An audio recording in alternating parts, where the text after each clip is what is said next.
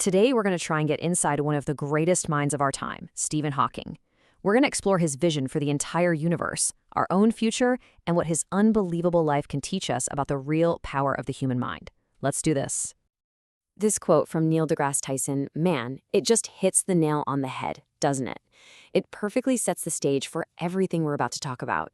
This is a story of a mind that absolutely triumphed over its physical limits to try and grasp the secrets of the cosmos.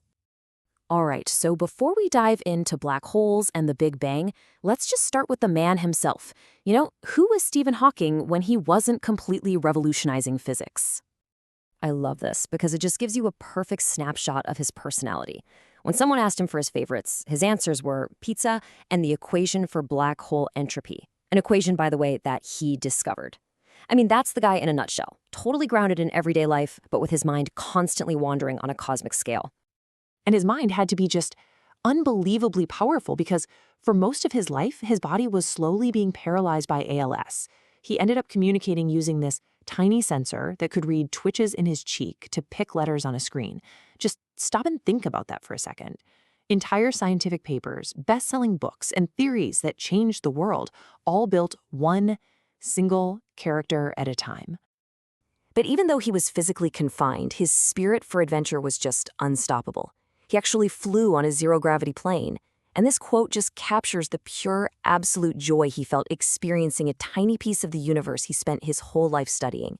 You can just feel the freedom in those words.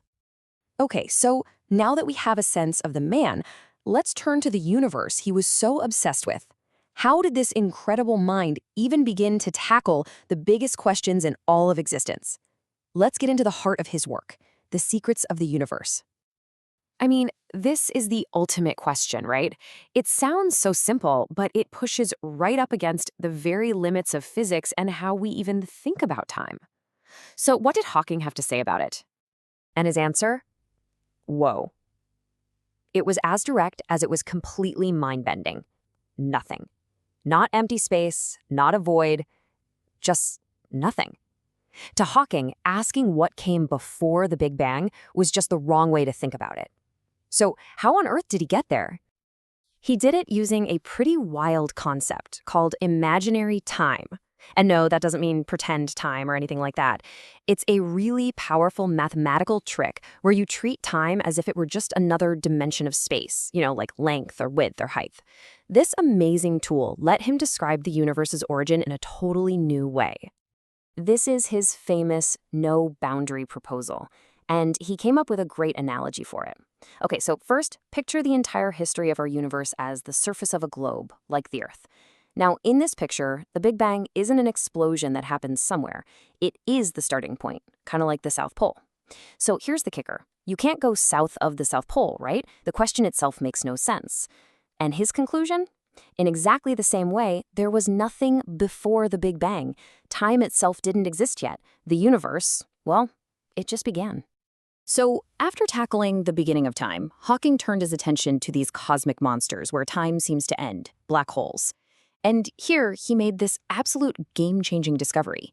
He realized that black holes aren't the eternal prisons we all thought they were. He theorized they actually, very slowly, leak energy. We call it Hawking radiation now. And that means over trillions and trillions of years, they can actually evaporate and disappear. It proved that nothing, not even a black hole, lasts forever. So from the universe's explosive origins, Hawking's mind would often jump way, way forward to its, and our, ultimate destiny. What did he think humanity's future out there, among the stars, would look like? The classic sci-fi dream. We all wonder about it. Hawking took it really seriously, and you know what? He didn't totally rule it out. But he did point out some absolutely massive hurdles we'd have to clear first. So, to make it work, he figured out you would need something called negative energy density. Just think of it like this. Some kind of exotic matter that weighs less than nothing, that has anti-gravity properties that would let you literally warp space-time. And what about all the paradoxes? Like going back and accidentally preventing your own birth? Well, the solution might be the multiverse. The idea is you don't actually change your own past, you just pop into a brand new parallel timeline. Now, while time travel is still pretty much theory, space travel is very real. And for Hawking, it wasn't a luxury, it was a necessity. He argued pretty passionately that with threats like nuclear war or climate change, we simply cannot keep all our eggs in one basket, that basket being, planet Earth. So what would that future really look like? Well, the physicist Michio Kaku came up with a kind of cosmic ladder for it. Right now, believe it or not, we're a Type 0 civilization, basically getting our energy from dead plants like oil and coal. The first huge step is to become a Type 1 civilization, where we can harness all the energy on our planet. From there, a Type 2 could harness all the power of its star. And the ultimate goal? A Type 3 civilization, commanding the energy of an entire galaxy. That's the grand path Hawking believed we should be on. For our final section, let's bring that huge cosmic perspective all the way back down to Earth and just look at the profound wisdom that Stephen Hawking left behind for all of us. This is a big one, right? With technology moving so fast, the idea of digital immortality, it doesn't sound like pure fiction anymore. So what did a man whose consciousness was his entire world think about leaving the body behind for good? His perspective was just so uniquely him, so pragmatic and, honestly, pretty poignant. For him, the body was this source of constant pain and limitation. So the idea of existing as a pure mind in a computer, totally free from physical decay, he saw that as a relief, not a loss. And when it came to life's biggest questions, Hawking was really clear. He believed science provides the better and more consistent answers about where we all came from. But he also understood that religion continues to exist because it offers comfort and meaning, especially for people who don't trust or maybe don't understand the science. He basically saw them as two different tools for two very different human needs. But ultimately, his entire life was a testament to this simple but incredibly powerful piece of advice. He was faced with a situation that would have completely broken most people, but he didn't just survive. He soared, and he reshaped our understanding of everything. It's a message that goes way beyond physics and just applies to every single one of us. And that kind of leaves us here.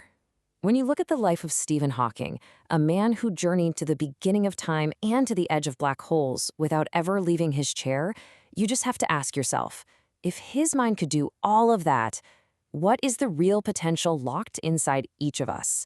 What are the true limits? Maybe there aren't any.